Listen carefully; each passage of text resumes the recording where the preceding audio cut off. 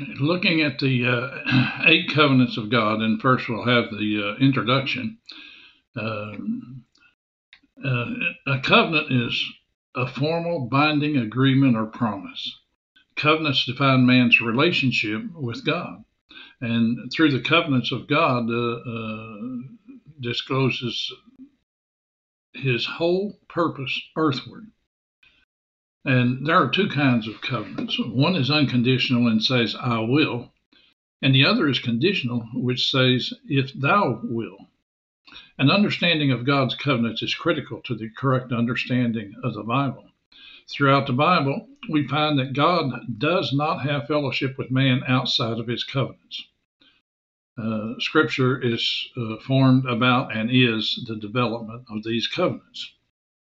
An additional covenant, or a conditional covenant rather, is characterized by, if you will, then I will, where God promises to bless man if he fulfills the conditions in the covenant.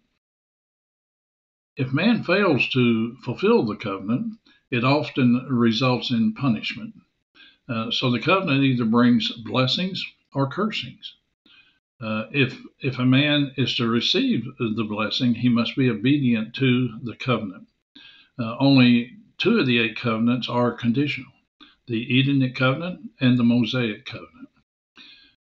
A unconditional covenant is one in which God unconditionally obligates himself to fulfill for the covenanted people. It is the one characterized by the I will, which means God will do as he promised in the covenant. The other six of the eight covenants are unconditional covenants, and they are the Adamic covenant, the Noahic covenant, the Abrahamic covenant, the land covenant, the Davidic covenant, and the new covenant. When looking at the covenants, one should be aware that all the provisions of the covenant may not go into effect immediately.